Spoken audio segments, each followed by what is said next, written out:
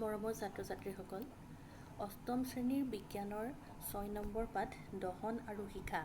আজি এই ভিডিঅ'টোৰ জৰিয়তে মই তোমালোকৰ লগত দহন আৰু শিখা নামৰ পাঠটো আলোচনা কৰিবলৈ বিচাৰিছোঁ। এতিয়া প্ৰথম কথা হ'ল দহন। দহননো কি?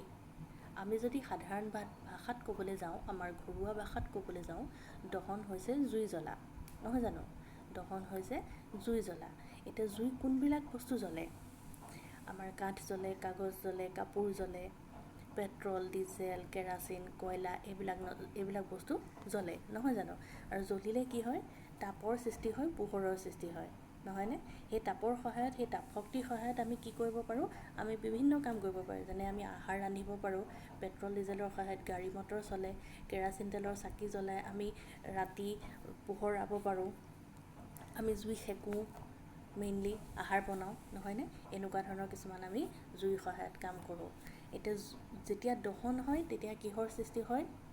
যিটো জুই হালধীয়া পোহৰ ওলায় সেইটোকে আমি কি বুলি কওঁ? শিখা, নহয়নে? দহন আৰু শিখা, এনেই আমি শব্দ দুটা ভালদৰে আমাৰ পৰিচিত, দহন আৰু শিখানো কি? কিন্তু আমি দহন আৰু শিখাৰ বিষয়ে বহলাই শিকিবলৈ এই লেচনটোত আমি চেষ্টা কৰিম। এতিয়া প্ৰথম কথা হ'ল দহন কি? দহন হৈছে যি ৰাসায়নিক প্ৰক্ৰিয়াত দ্ৰব্য এটাই অক্সিজেনৰ সৈতে বিক্ৰিয়া কৰি তাপ আৰু পোহৰ উৎপন্ন কৰে তাকেই দহন বোলে।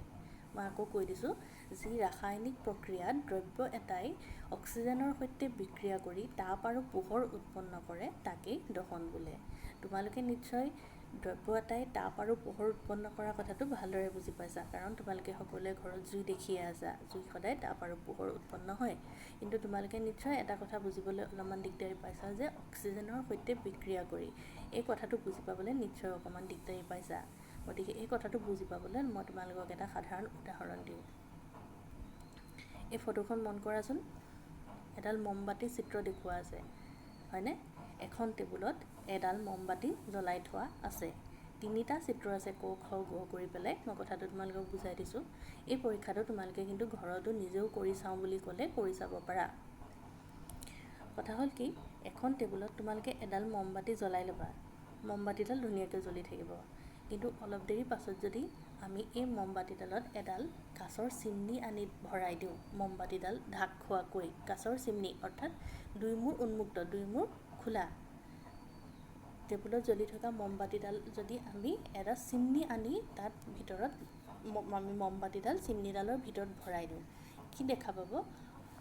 মমবাতিডাল অলপমান কমকৈ, শিখাটো অলপমান কম হৈ অহা দেখা পোৱা যাব। আৰু তাৰ পাছত যদি আমি এটা কাম কৰোঁ, এই মমবাতিডাল চিমনিটোৰ ওপৰখন, যিটো ওপৰখন খোলা মুখ আছিলে, উন্মুক্ত যিখন মুখ আছিলে চিমনিটোৰ ওপৰত, ফটোত দেখুওৱা আছে, গ নম্বৰ চিত্ৰটো তোমালোকে ভালদৰে মন কৰা। তাত যদি আমি সেই চিমনিটো যদি আমি এখন ডাঠ কাগজ বা এখন কাঠেৰে আমি ঢাকি দিওঁ, কি হ'ব? তোমালোকে নিজেও কৰি চাব পাৰা। কি হ'ব মই কৈ দিছোঁ। মমবাতিডাল ধুনীয়াকৈ জ্বলি আছে, চিমনিটো ভৰাই দিয়া, যেতিয়া তোমালোকে চিমনিটো ভৰাই দিবা তেতিয়া মমবাতিডাল শিখাটো অলপমান কমি যাব। কিন্তু তাৰ পাছত যদি আমি আকৌ সেই চিমনিটোৰ ওপৰখন বন্ধ কৰি দিওঁ, এখন কাঠ বা ডাঠ কাগজেৰে আমি চিমনিটোৰ ওপৰখন বন্ধ কৰি দিওঁ, তাৰমানে মমবাতিডাল একেবাৰে ভিতৰত বন্ধ হৈ সোমাই গ'ল, তেতিয়া কিন্তু মমবাতিডাল অলপ সময় জ্বলি থাকিব আৰু তাৰপিছত মমবাতিডাল নুমাই যাব লাহেকৈ। এতিয়া আমি এই পৰীক্ষাটোৰ পৰা কি বুজিম? মমবাতিডাল জ্বলি আছিল যেতিয়ালৈকে বায়ু সংস্পৰ্শত আছিলে, খোলাকৈ আছিলে, মুকলিকৈ আছিলে, তেতিয়ালৈকে ধুনীয়াকৈ মমবাতিডাল জ্বলি আছিলে। কিন্তু যেতিয়া মমবাতিডাল বন্ধ হৈ গ'ল, তেতিয়াহ'লে কি হ'ল? মমবাতিডাল কিন্তু নুমাই গ'ল। তাৰমানে আমি কি বুজি পাব লাগিব? যে মমবাতিডাল জ্বলি থাকিবৰ কাৰণে বায়ুৰ প্ৰয়োজন, অৰ্থাৎ অক্সিজেনৰ প্ৰয়োজন। মমবাতিডাল যেতিয়া ঢাকি দিয়া হ'ল, মমবাতিডাল অলপ সময় জ্বলি থাকিব, তাৰমানে চিমনিটোৰ ভিতৰত থকা যিখিনি বায়ু আছিলে সেইখিনিৰ জৰিয়তে মমবাতিডাল জ্বলি থাকিব। কিন্তু যেতিয়াই ঢাকি দিয়া হ'ল, অলপ সময়ৰ পাছত যেতিয়া বাহিৰৰ পৰা বায়ু সংযোগ নাইকিয়া হৈ যাব মমবাতিডালৰ ওচৰে পাজৰে, তেতিয়া কি হ'ব? কিন্তু মমবাতিডাল নুমাই যাব। এই পৰীক্ষাটো তোমালোকে ঘৰতো কৰি চাব পাৰা, নিজেও কৰি চাব পাৰা, ভালদৰে বুজি পাবৰ কাৰণে। গতিকে এই পৰীক্ষাটোৰ পৰা আমি কি বুজি পাব লাগিব? যে মমবাতিডাল জ্বলি থাকিবৰ বাবে অক্সিজেনৰ প্ৰয়োজন হৈছিলে। যিহেতু অক্সিজেনৰ সংযোগ নাইকিয়া হৈ গ'ল, ফলত মমবাতিডাল নুমাই গ'ল। অৰ্থাৎ আমি কি বুজি পাব লাগিব? যে দহনৰ বাবে অক্সিজেনৰ প্ৰয়োজন। অক্সিজেন নহ'লে কিন্তু দহন হ'ব নোৱাৰে। গতিকে দহনৰ বাবে আটাইতকৈ দৰকাৰী চৰ্তটো হৈছে যে দহনৰ বাবে অক্সিজেনৰ প্ৰয়োজন। কিন্তু অকল অক্সিজেন হ'লেই নহ'ব, সকলোবোৰ বস্তু জ্বলে জানো? আমাৰ চাৰিওফালে দেখি থকা, আমি চাৰিওফালে ৰাতিপুৱা বা শুই উঠাৰ পৰা গধূলিলৈকে বিভিন্ন ধৰণৰ বস্তু দেখি পাওঁ, যেনে মাটি, বালি, কাঠ, লোহা ইত্যাদি বিভিন্ন বস্তু দেখি পাওঁ। কিন্তু সকলো বস্তু জ্বলে জানো? সকলোবোৰ বস্তু নজ্বলে। গতিকে এই কথাটোৰ ওপৰত ভিত্তি কৰি কিছুমান বস্তু জ্বলে, কিছুমান বস্তু নজ্বলে, অৰ্থাৎ কিছুমান বস্তু দহন হয়, কিছুমান বস্তুৰ দহন নহয়। এই কথাটোৰ ওপৰত ভিত্তি কৰি দহনক দুটা ভাগত ভাগ কৰা হয়। পদাৰ্থবোৰক দুটা ভাগত ভাগ কৰা হয়। এটা হৈছে দাহ্য পদাৰ্থ আৰু এটা হৈছে অদাহ্য পদাৰ্থ। দাহ্য পদাৰ্থ অৰ্থাৎ যিবিলাক পদাৰ্থ দহন হয়, যেনে কাঠ, কাগজ, কাপোৰ, পেট্ৰল, ডিজেল, কেৰাচিন ইত্যাদি। আৰু অদাহ্য পদাৰ্থ যিবোৰ পদাৰ্থৰ দহন নহয়, যেনে মাটি, বালি, শিল, কাঁচ, লোহা, তাম, ষ্টীল ইত্যাদি। দহন নোহোৱা পদাৰ্থ অদাহ্য পদাৰ্থ। দহন হোৱা পদাৰ্থ অৰ্থাৎ দাহ্য পদাৰ্থ। এতিয়া আহোচোন সূৰ্যটো। তোমালোকে সকলোৱে মন কৰা, তাপ আৰু পোহৰ দিয়ে সূৰ্য। আমাৰ পৃথিৱীৰ সকলো তাপ আৰু সকলো পোহৰৰ উৎসই হৈছে সূৰ্যটো। গতিকে সূৰ্যটো দহন হৈছে নেকি? সূৰ্যটো এক প্ৰকাৰ দহন নেকি? তোমালোকে ভালদৰে কথাটো চিন্তা কৰাচোন। সূৰ্যটো দহন হৈছে নেকি? দহনৰ কাৰণে তাপ আৰু পোহৰৰ সৃষ্টি হৈছে নেকি সূৰ্যটোত? ভালদৰে যদি তোমালোকে চিন্তা কৰা, এটা কথা মনলৈ আহিব যে সূৰ্যটোৰ ওচৰে পাঁজৰে অক্সিজেন নাই। দহনত মই কৈছিলোঁ যে দহনৰ কাৰণে প্ৰথম আৱশ্যকীয় চৰ্তটো কি? যে দহনৰ কাৰণে অক্সিজেনৰ আৱশ্যক। কিন্তু সূৰ্যটোৰ ওচৰে পাঁজৰে জানো অক্সিজেন আছে? আমাৰ পৃথিৱীৰ য'ত যিমানলৈকে বায়ুমণ্ডল আছে সিমানলৈকেহে অক্সিজেন আছে। তাৰ ওপৰত বা সূৰ্যৰ ওচৰে পাঁজৰেতো অক্সিজেন নাই। গতিকে তাত সূৰ্যত অক্সিজেনৰ সৈতে বিক্ৰিয়া হোৱা নাই। গতিকে সূৰ্যটোক আমি, যদিও তাপ আৰু পোহৰ উৎপন্ন কৰে সূৰ্যই, আমি কিন্তু সূৰ্যটোক দহন হোৱা বুলি ক'ব নোৱাৰোঁ। গতিকে আমি কি পালোঁ? দহনৰ বাবে কি লাগে? পদাৰ্থটো দাহ্য পদাৰ্থ হ'ব লাগিব আৰু কি লাগিব? অক্সিজেন লাগিব। কিন্তু অকল দাহ্য পদাৰ্থ আৰু অক্সিজেন লাগিলেই দহন নহয়। অৰ্থাৎ অকল অক্সিজেন আৰু দাহ্য পদাৰ্থ হ'লেই দহন নহয়। তাৰ বাবে আৰু এটা আৱশ্যকীয় চৰ্ত আছে। সেই চৰ্তটো বুজাবৰ কাৰণে মই তোমালোকক এটা উদাহৰণ দিওঁ। এই ফটোখন মন কৰাচোন। হাবি এখনত জুই লাগি আছে। একেবাৰে সহজ ভাষাত ক'বলৈ গ'লে এখন হাবিত জুই লাগিছে। এইটো কেনেকুৱা যেন অনুমান হৈছে বাৰু তোমালোকৰ? এয়া বনজুই নহয়নে? বনজুই বুলিলে তোমালোকে ভালদৰে চিনি পোৱা। অৰণ্যত যেতিয়া জুই জ্বলে, কোনো কাৰণ নোহোৱাকৈ নিজে নিজে, বনজুই বুলিলে নিজে তোমালোকে ভালদৰে জানা। অলপ দিন আগতে জুন মাহত, 2019 চনৰ জুন মাহত অষ্ট্ৰেলিয়াত ডাঙৰ বনজুইৰ সৃষ্টি হৈছিল। বহুত দিন ধৰি বনজুইৰ ফলত বহুত ডাঙৰ এটা এৰিয়াৰ বনাঞ্চল ধ্বংস হৈছিল। তাত থকা জীৱ জন্তুকে ধৰি বিভিন্ন বস্তু ধ্বংস হৈছিল। তোমালোকে নিশ্চয় নিউজত পাইছিলা। এই বনজুইনো কেনেকৈ লাগে? তোমালোকে জানানে? বনজুই নিজে নিজে অট'মেটিক লাগে। যেতিয়া যিবোৰ জেগা গৰম, বিৰাট উত্তাপ বেছি, তেনেকুৱা জেগাত গৰম, সেই ঠাইবোৰ নিজে নিজে গৰম হৈ এটা সময়ত কি হয়গৈ? তাত জুই লাগি যায়। গতিকে বনজুইও তেনেদৰেই সৃষ্টি হয়। হাবিত যেতিয়া খুব গৰম হয়, শুকান হৈ যায়, হাবি গছ গছনিবোৰ শুকান হৈ কি হ'ব? তাত গৰম হ'ব। গৰম হৈ পেলাই এটা সময়ত নিজে নিজেই তাত জুই লাগি যাব। সেইটোৱে হৈছে বনজুই। অৰ্থাৎ সকলো বস্তুৰে। এতিয়া তোমালোকে আৰু এটা পৰীক্ষা কৰি তোমালোকে নিজেই চাব পাৰা এই কথাটো বুজি পাবৰ কাৰণে। নিজে নিজে কেনেকৈ জুই লাগে এই কথাটো তোমালোকে নিজেই কৰি চাব পাৰা। এডাল মমবাতি ল'বা, টেবুল এখনত মমবাতি এডাল জ্বলাই ল'বা, এখন কাগজ, এখিলা কাগজ মমবাতিডালৰ ওপৰত ৰাখিবা। মমবাতিডালত সংযোগ হোৱাকৈ নহয়, মমবাতিডালৰ ঠিক ওপৰতে কাগজখন ৰাখিবা।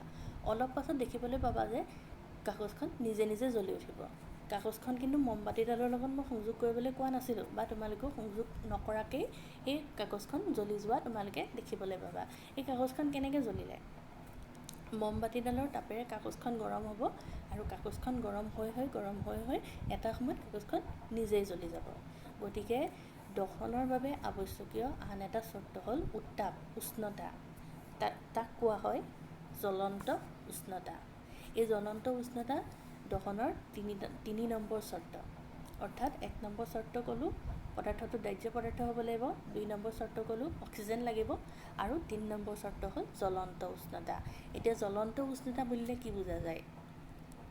যি নিম্নতম উষ্ণতাত দ্ৰব্য এটা জুই লাগে তাকেই জ্বলন্ত উষ্ণতা বোলে। মই যিখন কাগজৰ কথা ক'লোঁ, কাগজখন মমবাতি এডালৰ ওপৰত বা ঘৰত তোমালোকে যিকোনো জুইতে পৰীক্ষাটো কৰি যাব পাৰা। যিকোনো জুইৰ ওপৰত যদি তোমালোকে কাগজখন ধৰি ৰাখা, কাগজখন জুইৰ সংস্পৰ্শলৈ নানিবা, কাগজখন জুইৰ ওপৰত ধৰি ৰাখিবা, দেখিবলৈ পাবা যে কাগজখন গৰম হৈ অলপ দেৰি পাছত কাগজখন নিজে নিজে জুই লাগিব।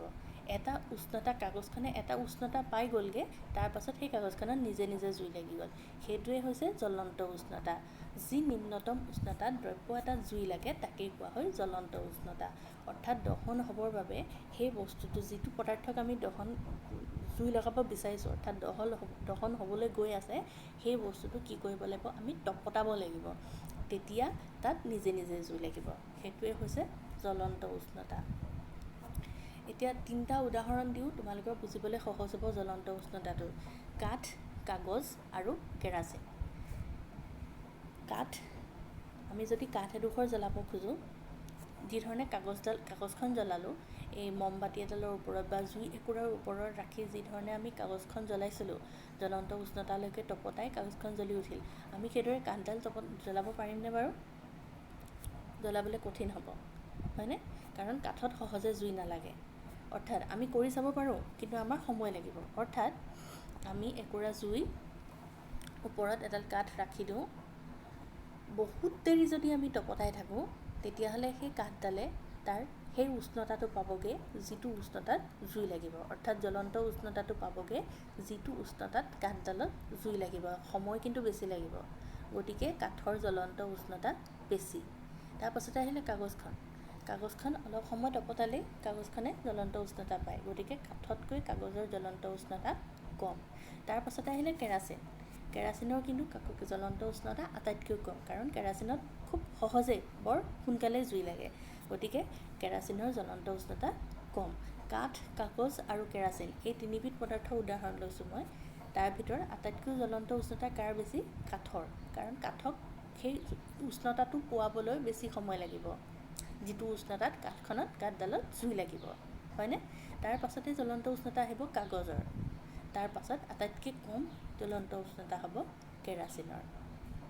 এইখিনিতে এটা কথা মই কৈ থওঁ, যিবোৰ পদাৰ্থৰ জ্বলন্ত উষ্ণতা কম, যেনে পেট্ৰল, ডিজেল, কেৰাচিন, কয়লা, এইবিলাকক কোৱা হয় প্ৰজ্বালক পদাৰ্থ। জ্বলন্ত উষ্ণতা কম। কাঠৰ জ্বলন্ত উষ্ণতা কাগজ আৰু কেৰাচিনতকৈ বেছি। মই আকৌ কৈ দিছোঁ, কাঠৰ জ্বলন্ত উষ্ণতা কেৰাচিন আৰু কাগজতকৈ বেছি। অৰ্থাৎ কাঠক সেই উষ্ণতাটোলৈকে তপতাবলৈ অধিক সময় লাগিব, কাগজ আৰু কেৰাচিনতকৈ অধিক সময় লাগিব। গতিকে যি নিম্নতম উষ্ণতাত দ্ৰব্য এটা জুই লাগে তাকেই জ্বলন্ত উষ্ণতা বোলে। গতিকে দহন হ'বলৈ হ'লে আমাক 3টা বস্তু লাগিব। প্ৰথম লাগিব অক্সিজেন, দ্বিতীয়টো লাগিব যিটো পদাৰ্থ, সেই পদাৰ্থটোৰ ওপৰত নিৰ্ভৰ কৰিব, সেই পদাৰ্থটো দাহ্য পদাৰ্থ হ'ব লাগিব। আৰু 3 নম্বৰ চৰ্তটো হ'ল যে জ্বলন্ত উষ্ণতা। এই 3টা বস্তু হ'লেহে, এই 3টা চৰ্ত হ'লেহে কোনো এটা পদাৰ্থত দহন হ'ব। এতিয়া আমি দহন কেনেকৈ হয় শিকিলোঁ। এতিয়া আমি জুই কেনেকৈ নিয়ন্ত্ৰণ কৰোঁ শিকিম। আমি এতিয়া জুই কেনেকৈ নিয়ন্ত্ৰণ কৰোঁ আমি সকলোৱে জানো। জুই আমি কেনেকৈ নিয়ন্ত্ৰণ কৰোঁ? মম এডাল কেনেকৈ নুমুৱাওঁ? ফু মাৰি দি নুমুৱাওঁ, নহয়নে? মানুহৰ গাত জুই লাগিলে সাধাৰণতে কি কৰা হয়? ডাঠ কাপোৰ বা এখন কম্বলেৰে মেৰিয়াই দিয়া হয়, নহয়নে? ডাঙৰ ঘৰত জুই লাগিলে আমি কি কৰোঁ? ফায়াৰ ব্ৰিগেডৰ মানুহ আহি পেলাই তাহাঁতৰ লগত ডাঙৰ টেংকি পানী থাকে, তাহাঁতি পাইপৰ সহায়ত পানী ছটিয়াই জুই নুমুৱায়, নহয়নে? এই ফটোখন দেখুৱাইছোঁ, এই বস্তুটো চিনি পাইছানে? এই মেচিনটো চিনি পাইছানে? চিলিণ্ডাৰৰ দৰে আমাৰ স্কুলতো আছে, অফিচ, চিনেমা হল, বজাৰ, সকলোতে এনেকুৱা ধৰণৰ ৱালত ওলোমাই থোৱা এটা যন্ত্ৰ আছে। এই যন্ত্ৰটোৰ নাম কি? জুই নিৰ্বাপন যন্ত্ৰ, ফায়াৰ এক্সটিংগুইচাৰ, জুই নিৰ্বাপন যন্ত্ৰ, অগ্নি নিৰ্বাপক যন্ত্ৰ বুলিও কোৱা হয়। ইয়াৰ কাম কি? জুই নুমুওৱা। গতিকে আমি কেনেকৈ জুই নুমুৱাওঁ? আমি ফু মাৰি জুই নুমুৱাওঁ, ডাঙৰ ডাঠ কাপোৰ বা ব্লেংকেটেৰে যদি আৱৰি দিয়া হয় তেতিয়াও জুই নুমুৱাই, ডাঙৰ জুই নুমুৱাবলৈ ফায়াৰ ব্ৰিগেড মাতোঁ, আৰু এইটো এটা জুই নুমুৱা সঁজুলি, অগ্নি নিৰ্বাপক যন্ত্ৰ। এতিয়া এই অগ্নি নিৰ্বাপক যন্ত্ৰই হওক বা ফায়াৰ ব্ৰিগেডেই হওক বা ফু মাৰি দিলেইনো কেনেকৈ জুই নুমুৱায়, আমি সেই কথাটো শিকি লওঁচোন। জুই জ্বলিবৰ বাবে কি গেছ লাগে? অক্সিজেন, নহয়নে? এতিয়া জুই নুমাবৰ বাবে আমি ফু মাৰি দিলে জুই নুমায়, তাৰমানে আমাৰ ফুট মানে আমাৰ নিশাহত কি গেছ ওলায় আমি সকলোৱে জানো, কাৰ্বন ডাই অক্সাইড। গতিকে কাৰ্বন ডাই অক্সাইড গেছে জুই নুমুৱায়, অৰ্থাৎ কাৰ্বন ডাই অক্সাইডে জুই নুমুৱা কামটো এনেদৰে কৰে। কাৰ্বন ডাই অক্সাইড গেছটো অক্সিজেনতকৈ গধুৰ, গতিকে কি কৰে, এই মমকেইডাল যে দেখিছা বা যিকোনো ধৰণৰ জুই অক্সিজেনৰ সহায়ত জ্বলি আছে, নহয়নে? ছোৱালীজনীয়ে ফু মাৰি দিছে, অৰ্থাৎ কাৰ্বন ডাই অক্সাইড ছটিয়াই দিছে। কাৰ্বন ডাই অক্সাইডে কি কৰে, ওচৰৰ পাজৰৰ অক্সিজেনখিনি ঠেলি পঠায়, কাৰণ কাৰ্বন ডাই অক্সাইড হৈছে অক্সিজেনতকৈ গধুৰ। গতিকে কাৰ্বন ডাই অক্সাইডে কি কৰে, এই ওচৰৰ মমকেইডালৰ ওচৰে পাজৰে থকা অক্সিজেনখিনি কাৰ্বন ডাই অক্সাইডে ঠেলি পঠিয়াব, যাৰ ফলত কি হ'ব, মমকেইডালত অক্সিজেনৰ সংযোগ বিচ্ছিন্ন হৈ যাব আৰু ফলত মমকেইডাল নুমাই যাব। গতিকে কাৰ্বন ডাই অক্সাইডে এইদৰে জুই নুমুৱায়। যিহেতু কাৰ্বন ডাই অক্সাইড অক্সিজেনতকৈ গধুৰ, গতিকে অক্সিজেনখিনি ঠেলি আঁতৰাই পঠাই দিয়ে, আৰু য'ত জুই লাগি থাকে বা যিটো পদাৰ্থত দহন ঘটি থাকে, সেই পদাৰ্থটোৰ পৰা অক্সিজেনৰ সংযোগ যেতিয়াই বিচ্ছিন্ন হৈ যায়, তেতিয়াই এই দহনটো সম্পূৰ্ণৰূপে নাইকিয়া হৈ যায়। কাপোৰেৰে মেৰিয়ালে কি হয়? যেতিয়া কোনো মানুহৰ গাত বা জুই লাগে বা যিকোনো একুৰা জুই আমি যদি ওচৰতে পালোঁ, কাপোৰ এখন দলি মাৰি দিলোঁ জুইলে, বা মানুহজনক জুই জ্বলা দেখিছোঁ, আমি যদি ঢাকি দিওঁ, মানুহজনক আগুৰি দিওঁ কাপোৰখনে, ডাঠ কাপোৰ এখনে, তেতিয়াও সেই একেই কথা হয়, অক্সিজেনৰ লগত সংযোগ বিচ্ছিন্ন হৈ যায়, ফলত কি হয়, জুইকুৰা নুমাই যায়। ডাঠ কাপোৰ, গতিকে অক্সিজেনৰ লগত সংযোগ বিচ্ছিন্ন হৈ যাব, গতিকে কি হ'ব, জুইকুৰা নুমাই যাব। এইবোৰ সৰু সুৰা উপায়, আমাৰ ঘৰুৱা সৰু সুৰা উপায়। কিন্তু ডাঙৰ এটা বিল্ডিঙত, ডাঙৰ এটা ঘৰত যদি জুই লাগি যায়, আমি কি কৰোঁ, ফায়াৰ ব্ৰিগেড মাতোঁ। ফোন নাম্বাৰ আছে, ফোন নাম্বাৰ মাতি দিলে তাহাঁতি গাড়ী লৈ আহি পাই যায়হি, আৰু তাৰপাছত কি কৰে, তাহাঁতি জুই নিৰ্বাপিত কৰে। কেনেদৰে কৰে, তাহাঁতৰ লগত কিছুমান সঁজুলি থাকে, তাহাঁতৰ লগত পানী থাকে, টেংকিত পানী লৈ আহে, সেই পানীখিনি কি কৰে, পাইপেৰে ছটিয়াই সেই য'ত জুই লাগিছে সেই জুইখিনি নিৰ্বাপিত কৰে। এতিয়া ফায়াৰ ব্ৰিগেডে পানী ছটিয়াইনো কেনেকৈ জুই নিৰ্বাপন কৰে, অৰ্থাৎ পানীয়েনো কেনেকৈ জুই নুমুৱায়। কি কৰে, ফায়াৰ ব্ৰিগেড যেতিয়া আহে, জ্বলি থকা জুইত পানী ঢালে, পানীয়ে কি কৰে, যিটো পদাৰ্থত জুই লাগি থাকে সেই পদাৰ্থটো চেঁচা কৰি দিয়ে, পানী চেঁচা, গতিকে যিটো পদাৰ্থত দহন হৈ থাকে, যিটো পদাৰ্থত জুই লাগি থাকে, সেই পদাৰ্থটো চেঁচা কৰি দিয়ে, যাৰ ফলত তাৰ জ্বলন্ত উষ্ণতাটো তললৈ নামি যায়, আৰু জ্বলন্ত উষ্ণতা যেতিয়াই তললৈ নামি যাব, তেতিয়া জুইকুৰা বিয়পাত বাধা দিব বা জুইকুৰা অট'মেটিক নাইকিয়া হৈ যাব। গতিকে পানীয়ে কিদৰে কাম কৰে, তাৰ জ্বলন্ত উষ্ণতাটো চেঁচা কৰি তললৈ নমাই আনে, আৰু ফলত জুইকুৰা নুমাই যায়।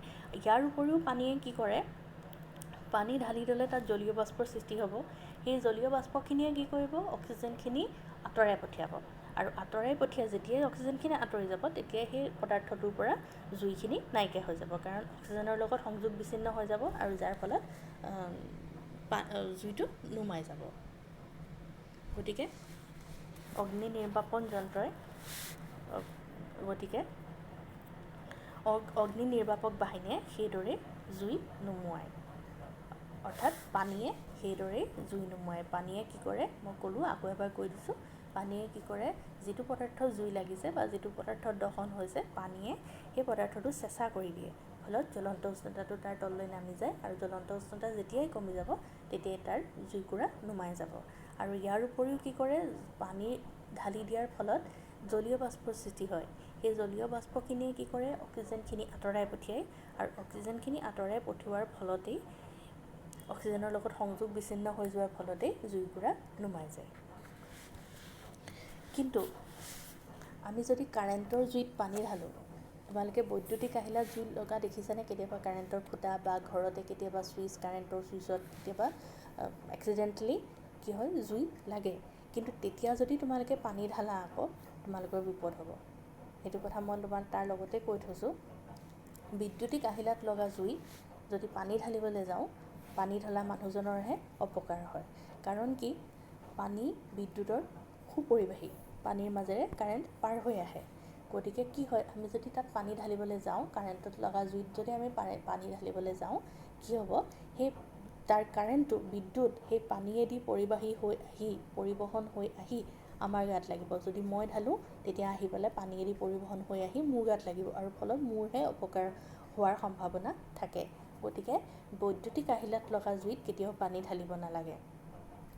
আৰু এটা কথাত পানী ঢালিব নালাগে, আৰু এবিধ জুইত পানী ঢালিব নালাগে, তেলত লগা জুইত। যদি কেৰাচিন তেল জ্বলিছে বা পেট্ৰল জ্বলিছে, কিবা কৰি খোলাকৈ কেৰাচিন তেল আছিলে বা কিবা কৰি খোলাকৈ পেট্ৰল আছিলে, কিবা কৰি তাত জুই লাগি গ'ল, আমি কিন্তু তাত চাই ল'ব লাগে যে আমি তাত কি বস্তু জুই লাগিছে, সেইটো আমি চাই পেলাইহে তাত পানী ঢালিব লাগে। যদি কেৰাচিন বা পেট্ৰল বা ডিজেল তেনেকুৱা পদাৰ্থত জুই জ্বলে, আমি কিন্তু তাত পানী কেতিয়াও ঢালিব নালাগে। কাৰণটো কি, তেলতকৈ পানী গধুৰ। গতিকে পানীটো কি হ'ব, আমি যদি সেই তেলত লগা জুইত যদি আমি পানী ঢালোঁ, পানীখিনি তেলৰ তললৈ গুচি যাব, আৰু তেলখিনি জুইৰে সতে ওপৰলৈ ভাহি আহিব, আৰু ফলত ভমককৈ জ্বলি যোৱাৰ দৰে হ'ব, আৰু মানুহজনৰ গাত আহি লগাৰ সম্ভাৱনা থাকে। গতিকে তেলত লগা জুইত কেতিয়াও পানী ঢালিব নালাগে। এতিয়া আহিলে আমি তেনেকুৱা ক্ষেত্ৰত কি কৰিম, যদি তেলত জুই লাগে, কাৰেণ্টত জুই লাগে, বা ডাঙৰ এটা বিল্ডিঙত জুই লাগে, তেতিয়াহ'লে উপায়টো হৈছে অগ্নি নিৰ্বাপক যন্ত্ৰ। এই যন্ত্ৰটো আমাৰ স্কুলত আছে, তোমালোকে মন কৰিছা চাগে, আমাৰ স্কুলত আছে। বা আমি যদি যাওঁ চিনেমা হল, বা আমি যদি যাওঁ ডাঙৰ এখন মাৰ্কেট কমপ্লেক্স, ডাঙৰ এটা অফিচ, বেংক, এনেকুৱাবিলাক জেগাত যদি আমি যাওঁ, তেতিয়াহ'লে ৱালত ওলোমাই থোৱা এই যন্ত্ৰটো আমি দেখিবলৈ পাওঁ, এটা ৰঙা চিলিণ্ডাৰ। এই চিলিণ্ডাৰটোত কি থাকে, কেনেদৰে এই অগ্নি নিৰ্বাপক যন্ত্ৰই জুই নুমুৱাই, এই চিলিণ্ডাৰটোত কাৰ্বন ডাই অক্সাইড গেছ থাকে। মই কৈছিলোঁ, আমি ফু মাৰি যে মমডাল নুমাইছোঁ বা ফু মাৰি জুই নুমুৱাইছোঁ, অৰ্থাৎ কাৰ্বন ডাই অক্সাইডেৰে জুই নুমুৱাইছোঁ, এই যন্ত্ৰটোৰ ভিতৰতো, এই চিলিণ্ডাৰটোৰ ভিতৰতো কাৰ্বন ডাই অক্সাইড গেছটোৱেই থাকে। উচ্চ চাপত কাৰ্বন ডাই অক্সাইড গেছটো সংকুচিত কৰি এই চিলিণ্ডাৰটোত কাৰ্বন ডাই অক্সাইড গেছটো ভৰাই থোৱা থাকে। অধিক পৰিমাণৰ কাৰ্বন ডাই অক্সাইড গেছ কিবা কৰি মেচিনৰ সহায়ত সংকুচিত কৰি এই চিলিণ্ডাৰটোত ভৰাই দিয়া থাকে। এতিয়া এই চিলিণ্ডাৰটো কি হ'ব, ৱালত ওলোমাই দিয়া থাকিব। ধৰা হ'ল এটা অফিচত এই চিলিণ্ডাৰটো ওলোমাই দিয়া আছে, কেনেবাকৈ এই অফিচটোত অগ্নিসংযোগ হ'ল, জুই লাগিলে, তেতিয়া কি কৰিব লাগিব, এই চিলিণ্ডাৰটোৰ চুইচটো অন কৰি দিব লাগিব, অৰ্থাৎ মুখখন খুলি দিব লাগিব। তেতিয়া কি হ'ব, এই চিলিণ্ডাৰটোত থকা কাৰ্বন ডাই অক্সাইড গেছখিনি গোটেই অফিচটোত বিয়পি পৰিব, আৰু তাত থকা অক্সিজেনখিনি ঠেলি আঁতৰাই পঠিয়াব, আৰু ফলত কি হ'ব, সেই জুই লগা জেগাডোখৰৰ পৰা জুইটো নুমুৱাই যাব। তোমালোকে বুজিবলৈ চাগে অসুবিধা পোৱা নাই কথাখিনি। এই যন্ত্ৰটো অগ্নি নিৰ্বাপক যন্ত্ৰ, ইয়াত কাৰ্বন ডাই অক্সাইডে সংকুচিত কৰি সুমুওৱা থাকে। মেচিনৰ সহায়ত বহুত পৰিমাণৰ কাৰ্বন ডাই অক্সাইড গেছ সংকুচিত কৰি, উচ্চ চাপত সংকুচিত কৰি এই চিলিণ্ডাৰটোৰ ভিতৰত ভৰাই থোৱা থাকে। এতিয়া কি হ'ব, যদি যি জেগাৰ জুই জ্বলিছে, ধৰা হ'ল অফিচতে হওক বা মানুহৰ ঘৰেই হওক বা বেংকেই হওক, চিনেমা হলেই হওক, জুই লাগিছে, আমি কি কৰিব লাগিব, এনেকুৱা চিলিণ্ডাৰ বিচাৰি চাব লাগিব, ক'ৰবাত আছে নেকি, ৱালত ওলমি আছে নেকি, ক'ৰবাত ওলমাই থোৱা আছে নেকি, আৰু আমি লগালগ গৈ কি কৰিব লাগিব, এই চিলিণ্ডাৰটো যদি আমি জানো কেনেকৈ খুলিব পাৰি, খুলি দিব লাগিব, আৰু নহ'লে অন্য কৈ হ'লেও আমি এই চিলিণ্ডাৰটো চুইচ অন কৰাৰ আমি চেষ্টা কৰিম। কাৰণ এই চিলিণ্ডাৰটোত কাৰ্বন ডাই অক্সাইড গেছ থাকে। এই চিলিণ্ডাৰটোক যদি আমি অন কৰি দিওঁ, অৰ্থাৎ মুখখন খুলি দিওঁ, তেতিয়াহ'লে কাৰ্বন ডাই অক্সাইড গেছখিনি ওলাই আহিব, আহি কি কৰিব, অক্সিজেন গেছখিনি ঠেলি আঁতৰাই পেলাব, আমাৰ চাৰিওফালৰ পৰা অক্সিজেন গেছটো ঠেলি আঁতৰাই পেলাব, আৰু ফলত কি হ'ব, অক্সিজেনৰ লগত সংযোগ বিচ্ছিন্ন হৈ গ'লে সেই ঠাইৰ জুইকুৰা নিৰ্বাপিত হ'ব। গতিকে এইকেইটাই হৈছে আমাৰ জুই নুমুৱাৰ উপায়। সৰু সৰু জুই আমি ফু মাৰি নুমাব পাৰোঁ, ঘৰুৱা কাপোৰ দি নুমাব পাৰোঁ, ডাঠ কাপোৰ দি। ডাঙৰ জুই লাগিলে আমি ফায়াৰ ব্ৰিগেড মাতিম, আৰু কাৰেণ্ট বা তেলত লগা জুইৰ কাৰণে অগ্নি নিৰ্বাপক যন্ত্ৰই সুবিধাজনক। এতিয়া আহোঁচোন দহনৰ প্ৰকাৰ। তোমালোকে 3খন চিত্ৰ দেখিছানে? এখন চিত্ৰত আছে মম কেইডালমান জ্বলি আছে, এখন চিত্ৰ মই আগতে দেখুৱাইছোঁ বনজুই, আৰু এখন চিত্ৰ কেনেকুৱা নিচিনা লাগিছে, বোম এটা ফুটা নিচিনা দেখিছানে বাৰু? সেই বোম এটা ফুটাৰে মই চিত্ৰ এখন দিছোঁ। এই 3টা চিত্ৰৰ মাজত কি পাৰ্থক্য দেখিবলৈ পাইছা বাৰু? এটাতেই দহন হৈছে, এটাত মমৰ দহন হৈছে, এটাত বনজুই দহন হৈছে আৰু এটা বোম এটা ফুটিছে। কি পাৰ্থক্য দেখিবলৈ পাইছা? অলপমান যদি তোমালোকে চিন্তা কৰা, পাৰ্থক্যটো তোমালোকে এনেদৰে দেখিবলৈ পাবা। মমডাল আমি নিজে জ্বলাব লাগিব, বনজুই কোনেও নজ্বলায়, নিজে নিজে হয়। আৰু ফটকাটোত কি হয়, তাপ আৰু পোহৰ উৎপন্ন হয়, জ্বলে, কিন্তু লগতে এটা শব্দৰো সৃষ্টি হয়, নহয়নে?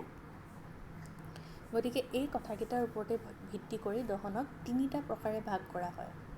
3 প্ৰকাৰৰ দহন, 3 প্ৰকাৰৰ। প্ৰথম হৈছে দ্ৰুত দহন। দ্ৰুতভাৱে জ্বলি তাপ আৰু পোহৰৰ উৎপন্ন কৰিলে তাক কোৱা হয় দ্ৰুত দহন। দ্ৰুতভাৱে জ্বলি তাপ আৰু পোহৰ উৎপন্ন কৰে।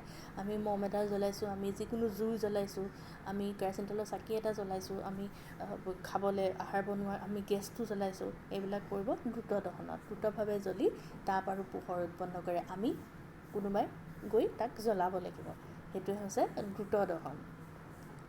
স্বতঃস্ফূৰ্ত দহন। কোনো স্পষ্ট কাৰণ নোহোৱাকৈ পদাৰ্থ এটা হঠাতে সীসাসহ জ্বলি উঠিলে তাক কোৱা হয় স্বতঃস্ফূৰ্ত দহন। বনজুই হৈছে স্বতঃস্ফূৰ্ত দহনৰ উদাহৰণ, অৰ্থাৎ বনজুই নিজে নিজে জ্বলে। গৰমত শুকান অঞ্চলত জ্বলন্ত উষ্ণতাটো পাই গৈ, গৰমত জ্বলন্ত উষ্ণতাটো পাই গৈ নিজে নিজে জ্বলি উঠে, তাক কোৱা হয় বনজুই। আৰু বনজুই হৈছে স্বতঃস্ফূৰ্ত দহনৰ উদাহৰণ, নিজে নিজে জ্বলি উঠে, স্বতঃস্ফূৰ্তভাৱে জ্বলি উঠে। গতিকে এইটো হৈছে স্বতঃস্ফূৰ্ত দহন। আৰু 3 নম্বৰ দহনটো হৈছে বিস্ফোৰণ। বোমা, ফটকা, আতচবাজি এইবোৰতো আমি সদায় দেখোৱেই, দেৱালীত ফটকা ফুটাওঁ। তাত কি হয়, যেতিয়া আমি বোমটো ফুটাওঁ, তাপ আৰু পোহৰ উৎপন্ন হয়, লগতে তাত এটা ডাঙৰ শব্দৰ সৃষ্টি হয়, আৰু সেইটো কোৱা হয় বিস্ফোৰণ। গতিকে দহন 3 প্ৰকাৰৰ কি পালোঁ? দ্ৰুত দহন, স্বতঃস্ফূৰ্ত দহন আৰু বিস্ফোৰণ। দ্ৰুত দহন আমি জ্বলাব লাগিব, কাৰোবাৰ দ্বাৰা দহনটো ঘটিব লাগিব, দ্ৰুতভাৱে হয়, তাক কোৱা হয় দ্ৰুত দহন। স্বতঃস্ফূৰ্ত দহন কোনো কাৰণ নোহোৱাকৈ নিজে নিজে জুই জ্বলে, নিজে নিজে দহন হয়, তাক কোৱা হয় স্বতঃস্ফূৰ্ত দহন। আৰু বিস্ফোৰণ, যি দহনত তাপ আৰু পোহৰৰ লগতে শব্দৰো সৃষ্টি হয়, সেইটো হৈছে বিস্ফোৰণ। এই 3 প্ৰকাৰৰ দহন।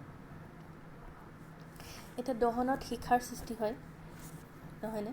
আমি সকলোৱে গম পাওঁ দহনত শিখাৰ সৃষ্টি হয়। শিখা কি আমি সকলোৱে জানো। শিখা হৈছে যিটো জুইৰ হালধীয়া অংশ, নহয়নে? এতিয়া শিখাটো তোমালোকে ভালকৈ মন কৰাচোন। কেতিয়াবা মন কৰি চাইছানে? জুই বা মম এডাল লৈ, মম এডালতে চাবলৈ সহজ, আন্ধাৰত মম এডাল জ্বলাই লৈ কেতিয়াবা শিখাটো পৰ্যবেক্ষণ কৰি পাইছানে? কৰিবাচোন তোমালোকে। আমি এনেই শিখাটো চবেই চিনি পাওঁ, কিন্তু শিখাৰ ভিতৰৰ বস্তুবোৰ জানো আমি চিনি পাওঁ? ভালদৰে চালে শিখাৰ ভিতৰৰ কথাখিনি তোমালোকে জানিব পাৰিবা। ভালদৰে ছবিখন যদি মন কৰা, তোমালোকে ইয়াত 3টা ভাগ দেখিবলৈ পাবা। বাহিৰত এটা নীলা অংশ আছে, মন কৰিছানে? তলৰ ফালে বেছিকৈ আছে, ওপৰৰ ফালে অলপমান কম নীলা, দেখিছানে? একেবাৰে বাহিৰৰ অংশটো নীলা, ভিতৰৰ মাজৰ অংশটো হালধীয়া, ওপৰ ফালে হালধীয়া অংশটো দেখিছানে? আৰু হালধীয়াৰে তলত কি আছে? এডোখৰ ক'লা মণ্ডল এটা আছে, দেখিছানে? ক'লা অংশ এটা আছে, দেখিছানে? গতিকে শিখাৰ 3টা অংশ আছে। ভালদৰে চালে তোমালোকে মন কৰিবা, শিখাৰ 3টা অংশ আছে। বাহিৰৰ মণ্ডলটো নীলা, মাজৰ মণ্ডলটো হালধীয়া, আৰু তাৰ ঠিক তলৰ একেবাৰে ভিতৰৰ মণ্ডলটো হৈছে ক'লা। এখন ছবিৰ সহায়ত মই তোমালোকক বুজাই দিছোঁ, চাই লোৱা। শিখা এটাৰ ছবি এখন দেখুওৱা হৈছে। একেবাৰে বাহিৰৰ মণ্ডলটো, বহিঃমণ্ডল, সেইটো নীলা, তাৰ মাজতে আছে হালধীয়া, সেইটো হৈছে মধ্যমণ্ডল, আৰু একেবাৰে ভিতৰৰ অংশটো ক'লা। আকৌ এই শিখাটো চোৱাচোন, নীলা অংশটো মন কৰিছানে? একেবাৰে বাহিৰৰ বহিঃমণ্ডলটো নীলা, মাজৰ অংশটো চোৱাচোন, এই হালধীয়া অংশটো, এই হালধীয়া অংশটো মধ্যমণ্ডল, এইটো হৈছে বহিঃমণ্ডল নীলা, মন কৰিছানে? আৰু এইটো হৈছে ক'লা মণ্ডলটো, মন কৰিছানে? ক'লা মণ্ডলটো। এতিয়া একেবাৰে বাহিৰৰ মণ্ডলটো নীলা, বহিৰতম মণ্ডল নীলা, তাৰ মাজৰ মণ্ডলটো হৈছে হালধীয়া, আৰু একেবাৰে ভিতৰৰ মণ্ডলটো হৈছে ক'লা।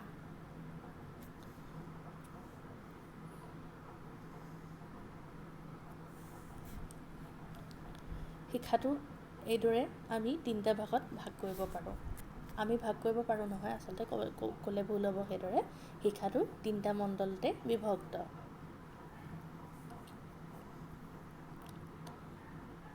সম্পূৰ্ণ দহন নোহোৱা বহিঃমণ্ডল, আংশিকভাৱে দহন হোৱা মধ্যমণ্ডল আৰু দহন নোহোৱা মমৰ ভিতৰৰ মণ্ডল। সম্পূৰ্ণ দহন নোহোৱা বহিমণ্ডলটো হৈছে নীলা, আংশিকভাৱে দহন হোৱা মধ্যমণ্ডলটো হৈছে হালধীয়া আৰু দহন নোহোৱা মমৰ ভিতৰৰ মণ্ডলটো হৈছে ক'লা। এই তিনিটা মণ্ডলৰ ভিতৰত আটাইতকৈ সৰ্বাধিক তপত মণ্ডলটো হৈছে নীলা বহিঃমণ্ডলটো। মমডাল যদি আমি কেনেবাকৈ চুওঁ, মমডাল মই চুবলৈ কোৱা নাই, এনেই মই তোমালোকক কথাটো কৈছোঁ বুজি পাবলৈ। যদি কিবা কাৰণে মমডালত হাত লাগে, একেবাৰে যদি বাহিৰৰ মণ্ডলটোত হাত লাগে, একেবাৰে শিখাটোৰ বাহিৰৰ অংশটোত হাত লাগে, তেতিয়াহ'লে আমাৰ বেছিকৈ পুৰিব। আৰু যদি ভিতৰৰ মণ্ডলটোত ক'লা অংশটোত কেনেবাকৈ হাত লাগে, কিন্তু আমাৰ বৰ পুৰাৰ সম্ভাৱনা নাথাকে। আৰু মধ্যমীয়া তপত, মধ্যমণ্ডলটো হৈছে মধ্যমীয়া তপত। এই তিনিটাই হৈছে শিখাৰ তিনিটা মণ্ডল, বহিমণ্ডল, মধ্যমণ্ডল আৰু ভিতৰৰ মণ্ডল। বহিমণ্ডল নীলা, মধ্যমণ্ডল হালধীয়া আৰু ভিতৰৰ মণ্ডলটো হৈছে ক'লা। এই তিনিটা মণ্ডলৰ ভিতৰত সৰ্বাধিক তপত মণ্ডলটো হৈছে বাহিৰৰ নীলা মণ্ডলটো আৰু আটাইতকৈ সৰ্বনিম্ন তপত হৈছে ভিতৰৰ ক'লা মণ্ডলটো আৰু মধ্যমীয়া তপত হৈছে একেবাৰে মাজতে থকা হালধীয়া মণ্ডলটো। সেইকাৰণে সোণৰ ৰূপৰ দোকানলৈ কেতিয়াবা গ'লে তোমালোকে মন কৰিবা, সোণাৰীয়ে সোণ আৰু ৰূপ গলাবলৈ এটা শিখা ব্যৱহাৰ কৰে, জুই ব্যৱহাৰ কৰে। জুইৰ সহায়তে সোণ আৰু ৰূপ গলায়, কিন্তু জুই শিখাৰ আটাইতকৈ বাহিৰৰ মণ্ডলটো ব্যৱহাৰ কৰে, বহিমণ্ডলটো ব্যৱহাৰ কৰে। নীলা বহিমণ্ডলটো, তাহাঁতৰ এটা ওচৰতে এটা মেচিন থাকে, ফুৱাই পেলাই যদি কেতিয়াবা যোৱা তোমালোকে দেখিবা, ফু কৰি পেলাই এই বহিমণ্ডলটো নীলা মণ্ডলটোৰ সহায়ত সোণ আৰু ৰূপ জ্বলায়। তাহাঁতৰ ওচৰত, সোণাৰীৰ ওচৰত এটা পাইপৰ দৰে এটা থাকে, তাৰমানে সঁজুলি থাকে। এই সঁজুলিটোৰ সহায়ত কি কৰে, ফু মাৰি পেলাই বাহিৰৰ বহিমণ্ডলটো, শিখাটোৰ বহিমণ্ডলটো সেই নিৰ্দিষ্ট সোণ বা ৰূপৰ টুকুৰাটোত পেলায়, যাৰ ফলত যিহেতু বহিমণ্ডলটো সৰ্বাধিক তপত গৰম, গতিকে সেই সোণ আৰু ৰূপ গলাবলৈ সেই সৰ্বাধিক তপত অঞ্চলটো ব্যৱহাৰ কৰে। তাৰ পাছতে আহিলে ইন্ধন। ইন্ধননো কি? যিবিলাক পদাৰ্থ দহন ঘটে সেইবিলাক পদাৰ্থকে আমি ইন্ধন বুলি কওঁ। আৰু এই দহনৰ ফলত কি কৰে, আমি বিভিন্ন কাম কৰিব পাৰোঁ। যেনে আমি খৰি জ্বলাই আমি ভাত বনাওঁ, গতিকে সেই ক্ষেত্ৰত খৰি হ'ল ইন্ধন। গেছ জ্বলাই আমি ভাত বনাওঁ, LPG, যিটো আমি সাধাৰণতে গেছ ব্যৱহাৰ কৰোঁ, LPG জ্বলাই আমি ভাত বনাবলৈ ব্যৱহাৰ কৰোঁ, আহাৰ ৰান্ধিবলৈ ব্যৱহাৰ কৰোঁ, সেই ক্ষেত্ৰত LPGটো হৈছে ইন্ধন। তাৰপিছতে আমি পেট্ৰল ডিজেলৰ সহায়ত আমি গাড়ী মটৰ চলাওঁ, বিভিন্ন ফেক্টৰীত মেচিন চলায়, গতিকে সেই ক্ষেত্ৰত পেট্ৰল ডিজেল হৈছে ইন্ধন। কয়লাৰ সহায়তো জুই জ্বলাই আহাৰ ৰান্ধে কোনো জেগাত, সেই ক্ষেত্ৰত কয়লাটো হৈছে ইন্ধন। গতিকে যিটো পদাৰ্থৰ দহনৰ ফলত আমি আমাৰ সুবিধাৰ কাৰণে কিছুমান কাম কৰিবলৈ সুবিধা লওঁ, সেইটোৱে হৈছে ইন্ধন। যিবোৰ পদাৰ্থ সহজে দহন হয় তেনেবোৰ পদাৰ্থকে ইন্ধন বোলে। যেনে বাঁহ, কাঠ, কেৰাচিন, পেট্ৰল, ডিজেল, কয়লা আদিবোৰ হ'ল ইন্ধন। যিবোৰ পদাৰ্থৰ সহজে দহন হয় সেইবোৰ পদাৰ্থকে ইন্ধন বোলে। বাঁহ, কাঠ, কেৰাচিন, পেট্ৰল, ডিজেল, কয়লা আদিবোৰ হ'ল ইন্ধন। তাৰ পাছত আহিলে ইন্ধন দক্ষতা। এই কথাটো বুজোৱাৰ আগতে, ইন্ধন দক্ষতাটো বুজোৱাৰ আগতে মই তোমালোকক এটা উদাহৰণ দিব খুজিছোঁ। আমি খৰিৰ সহায়ত আহাৰ ৰান্ধোঁ আৰু আমি গেছৰ LPGৰ সহায়ত আহাৰ ৰান্ধোঁ, হয়নে? এতিয়া খৰি সহজ নে LPG সহজ আহাৰ ৰান্ধিবলৈ? অৰ্থাৎ কম সময়তে খৰিত আহাৰ ৰান্ধিবলৈ সহজ নে কম সময়তে LPGত আহাৰ ৰান্ধিবলৈ সহজ? কথাটো অকণমান চিন্তা কৰি চোৱাচোন। কথাটো অকণমান চিন্তা কৰি চালে আমি পাম যে LPGত আহাৰ ৰান্ধিবলৈ বেছি সহজ, অৰ্থাৎ কম সময়তে অধিক আহাৰ আমি LPG, অৰ্থাৎ আমাৰ চিলিণ্ডাৰ গেছ যিটো আমি ঘৰত ব্যৱহাৰ কৰোঁ, সেই তাত আমি সহজে কম সময়তে আমি আহাৰ ৰান্ধিবলৈ সক্ষম হওঁ, নহয়নে? গতিকে সেই ক্ষেত্ৰত আমাৰ ইন্ধনটো হৈছে, LPG ইন্ধনটো আমাৰ বাবে ভাল, অৰ্থাৎ LPG ইন্ধনৰ দক্ষতা বেছি। দক্ষতা শব্দটোৰ অৰ্থ তোমালোকে বুজি পাইছানে? ইন্ধন দক্ষতা। ইন্ধন দক্ষতা বুজোৱাৰ আগতে মই তোমালোকক দক্ষতাটোৰ কথা ক'বলৈ লৈছোঁ। দক্ষতা কি? তোমালোকৰ ক্লাছত সকলো ছাত্ৰ ছাত্ৰীৰ ভিতৰত যি ভাল নম্বৰ পায় তাৰে দক্ষতা বেছি, নহয় জানো? কোনোবাই ভাল গান গাইছে, তাৰ গানৰ ক্ষেত্ৰত তাৰ দক্ষতা বেছি। কোনোবাই ভাল ছবি আঁকিছে, ছবি অঁকাৰ ক্ষেত্ৰত, আৰ্টৰ ক্ষেত্ৰত তাৰ দক্ষতা বেছি, নহয় জানো? গতিকে দক্ষতা মানে যি ভাল কাম কৰিব সিয়ে দক্ষ বা তাৰে দক্ষতা বেছি। গতিকে ইন্ধনৰ ক্ষেত্ৰত দক্ষতা কি? তাৰমানে যিটো ইন্ধনে ভাল কাম কৰিব সেইটোৱে তাৰে দক্ষতা বেছি, নহয় জানো? এতিয়া মই তোমালোকক উদাহৰণ দিছোঁ কাঠ আৰু LPG গেছৰ বিষয়ে। কাৰ দক্ষতা বেছি? LPG বেছি, অৰ্থাৎ LPGৰ সহায়ত আমি সহজে আহাৰ প্ৰস্তুত কৰিবলৈ সক্ষম হওঁ। গেছ ব্যৱহাৰ কৰিলে সোনকালে ভাত ৰান্ধিবলৈ সহজ হয়, নহয় জানো? সেইটোৱে হৈছে ইন্ধনৰ দক্ষতা। আৰু সেই ইন্ধনৰ দক্ষতা প্ৰকাশ কৰা হয় কেলৰি মান হিচাপে। কেলৰি মান হ'ল এবিধ ইন্ধনৰ 1 কিলোগ্ৰাম পৰিমাণৰ সম্পূৰ্ণ দহনত উৎপন্ন হোৱা তাপ শক্তি।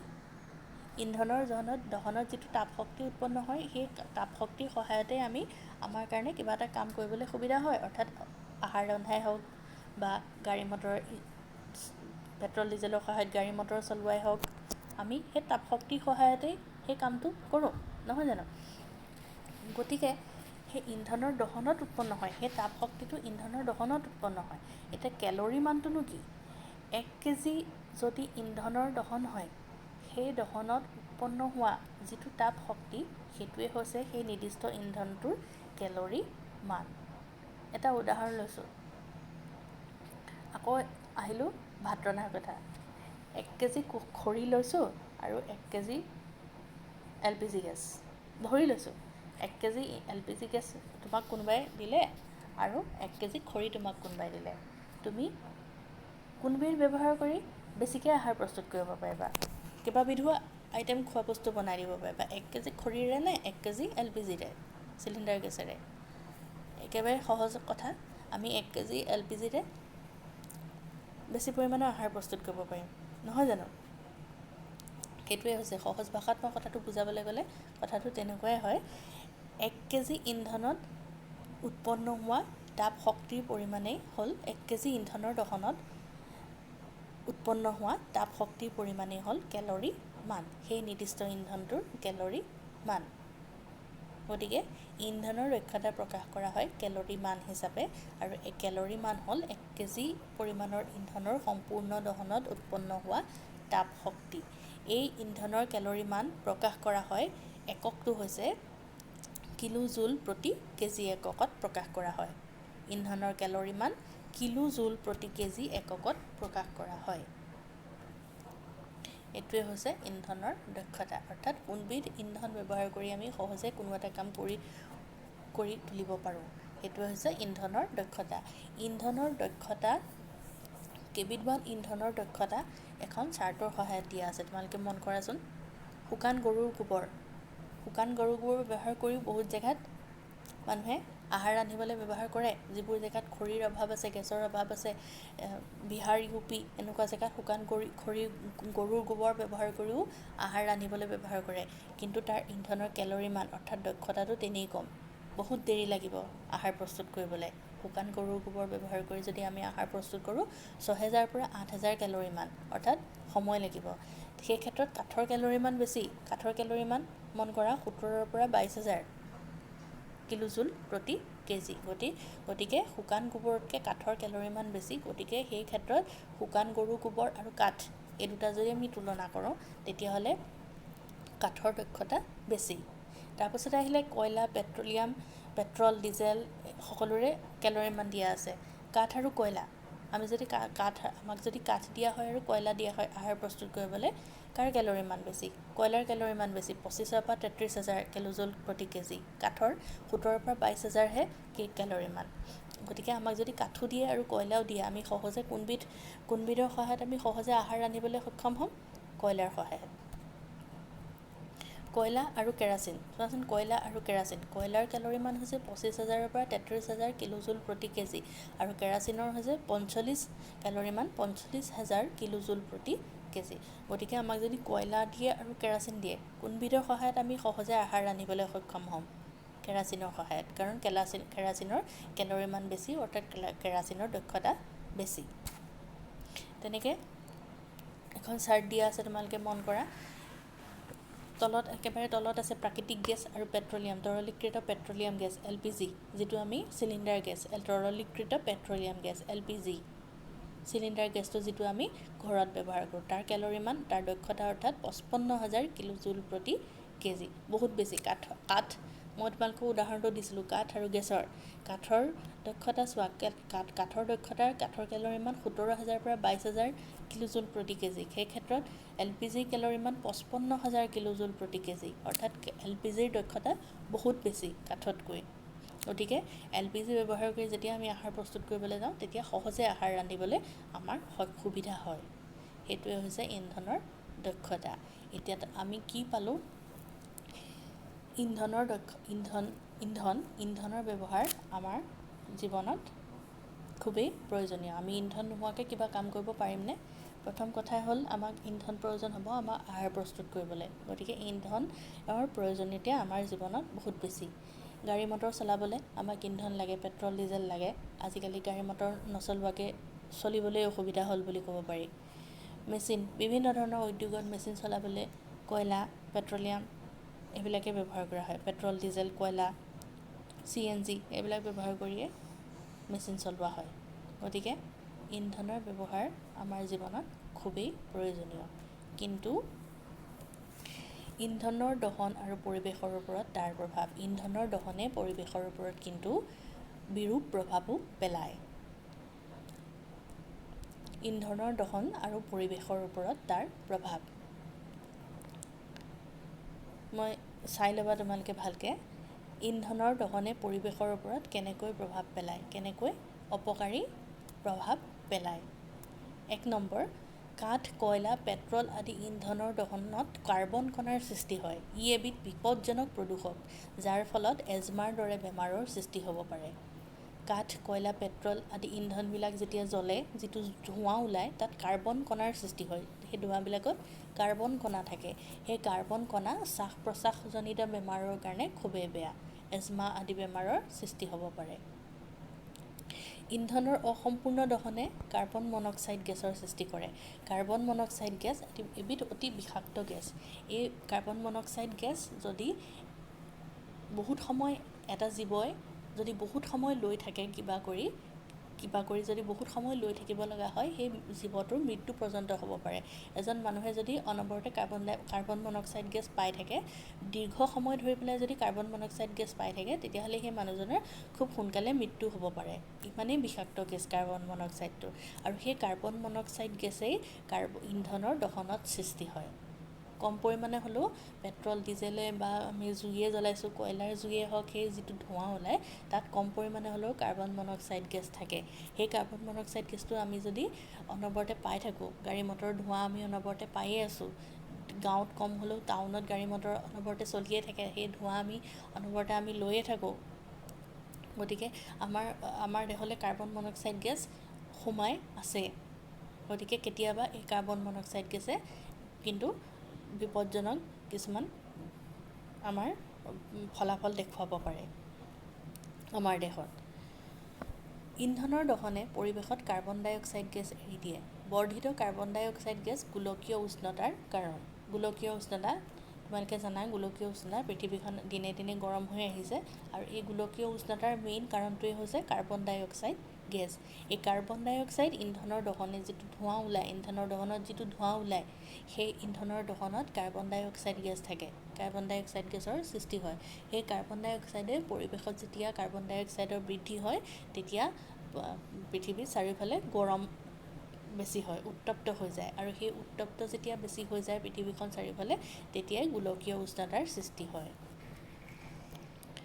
4 নম্বৰ হ'ল কয়লা, পেট্ৰল, ডিজেলৰ দহনত ছালফাৰ ডাই অক্সাইড আৰু নাইট্ৰজেন ডাই অক্সাইড গেছৰ সৃষ্টি হয়, যি এচিড বৰষুণৰ কাৰণ। বৰষুণৰ লগত এচিডৰ সৃষ্টি হয়। পিছৰ পৰ্যায়ত এচিড বৰষুণৰ বিষয়ে বহলাই পঢ়িম, কিন্তু এতিয়া এইটো কথাই জানি থোৱা, পৰিৱেশত এচিডৰ সৃষ্টি হয়, বায়ুমণ্ডলত কিছুমান এচিডৰ সৃষ্টি হয়। এচিড আমি জানো গাত পৰিলে এচিডৰ চিটচিটনি নিচিনা অনুভৱ হয়। আমাৰ যেতিয়া জীৱ জন্তুৰ গাত পৰে, জীৱ জন্তুৰ ছালতেই হওক বা দেহতেই হওক কিছুমান অপকাৰ হ'ব। খেতি বাতিত পৰিলে সেই খেতি বাতি ধ্বংস হয়। গতিকে সেই কয়লা, পেট্ৰল, ডিজেলৰ দহনত ছালফাৰ ডাই অক্সাইড আৰু নাইট্ৰজেন ডাই অক্সাইডৰ গেছৰ সৃষ্টি হয়। এই গেছ দুবিধে কি কৰে, পৰিৱেশত এচিডৰ সৃষ্টি কৰে। আৰু যেতিয়া বৰষুণ হয়, এই এচিডখিনি বৰষুণৰ লগত বায়ুমণ্ডলৰ পৰা তললৈ আমাৰ ভূপৃষ্ঠত আহি পৰেহি আৰু যেতিয়া ভূপৃষ্ঠত আহি পৰেহি আমাৰ মানুহৰ গাতেই পৰক বা জীৱ জন্তুৰ গাতেই পৰক বা খেতি বাতিতেই পৰক আহি পেলাই কি হয়হি সেই এচিডে আমাৰ অপকাৰ সাধন কৰে। গতিকে ইন্ধনৰ দহনৰ ফলত পৰিৱেশৰ ওপৰত কিন্তু বেয়া প্ৰভাৱো পৰে। ইন্ধন আমাৰ কাৰণে খুবেই দৰকাৰী, ইন্ধন নহ'লে আমি চলিব নোৱাৰোঁ, কিন্তু ইন্ধনৰ দহনে আমাৰ পৰিৱেশৰ ওপৰত বেয়া প্ৰভাৱো পেলায়। গতিকে আমি সাৱধান হ'ব লাগিব যাতে ইন্ধনৰ ব্যৱহাৰটো আমি এনেকুৱা ধৰণে কৰোঁ যাতে আমি ব্যৱহাৰ কৰিলেও আমাৰ ওপৰত কিন্তু বেয়া প্ৰভাৱ, আমাৰ পৰিৱেশৰ ওপৰত কিন্তু যাতে বেয়া প্ৰভাৱ নপৰে। আমি সেই ধৰণে ইন্ধনৰ ব্যৱহাৰ কৰিবলৈ চেষ্টা কৰা উচিত। গতিকে এই পাঠটো ইমানেই আছিলে। আমি এই গোটেই পাঠটোৰ পৰানো কি শিকিলোঁ? দহন, যি ৰাসায়নিক প্ৰক্ৰিয়াত দ্ৰব্য এটাই অক্সিজেনৰ লগত বিক্ৰিয়া কৰি তাপ আৰু পোহৰ উৎপন্ন কৰে তাকেই দহন বুলি কোৱা হয়। দহন হোৱা পদাৰ্থবোৰ দাহ্য পদাৰ্থ আৰু দহন নোহোৱা পদাৰ্থবোৰ অদাহ্য পদাৰ্থ। দহনৰ বাবে অক্সিজেনৰ প্ৰয়োজন। যি নিম্নতম উষ্ণতাত দ্ৰব্য এটা জুই লাগে তাকেই জ্বলন্ত উষ্ণতা বোলে। কাৰ্বন ডাই অক্সাইড আৰু পানীৰ দ্বাৰা জুই নিয়ন্ত্ৰণ কৰা হয় আৰু ইয়াৰ লগতে জুই নিয়ন্ত্ৰণ কৰিবলৈ আমাক লাগিব অগ্নি নিৰ্বাপক যন্ত্ৰ, অগ্নি নিৰ্বাপক বাহিনী। দহন 3 প্ৰকাৰৰ: দ্ৰুত দহন, স্বতঃস্ফূৰ্ত দহন আৰু বিস্ফোৰণ। দহনত শিখাৰ সৃষ্টি হয় আৰু শিখাটোৰ 3টা মণ্ডল: বহিঃমণ্ডল, মধ্যমণ্ডল আৰু ভিতৰৰ মণ্ডল। ইয়াৰ ভিতৰত বহিঃমণ্ডলটোৱেই শিখাটোৰ সৰ্বাধিক তপত মণ্ডল। ইন্ধনৰ দক্ষতা কেলৰিমান হিচাপে প্ৰকাশ কৰা হয়, যাক কিলো জুল প্ৰতি কেজি এককত প্ৰকাশ কৰা হয়। ইন্ধনৰ ব্যাপক ব্যৱহাৰে কিন্তু পৰিৱেশত ক্ষতিকাৰক প্ৰভাৱো পেলায়। গতিকে আমি এই লেচনটোৰ পৰা এইকেইটাই কথা শিকিলোঁ। তোমালোকে ভালদৰে ভিডিঅ'টো চাবা, এবাৰত নুবুজিলে বাৰে বাৰে প্লে' কৰি ভিডিঅ'টো চাবা, দৰকাৰী কথাখিনি লিখি ৰাখিবা আৰু কিবা যদি নুবুজা তেতিয়াহ'লে তোমালোকে মোলৈ ফোন কৰিবা বা SMS কৰি তোমালোকে হোৱাটছআপ কৰি তোমালোকে মোক নুবুজা কথাখিনি সুধিব পাৰিবা আৰু তোমালোকে পাঠটোৰ শেষত থকা প্ৰশ্নখিনি কৰিবলৈ চেষ্টা কৰিবা। কিবা নোৱাৰিলে মোক সুধিবা আৰু প্ৰশ্নখিনি কৰি তোমালোকে মোলৈ পঠাবা। গতিকে সকলোকে এটা কথাই কওঁ, ঘৰতে থাকা, সুৰক্ষিত হৈ থাকা।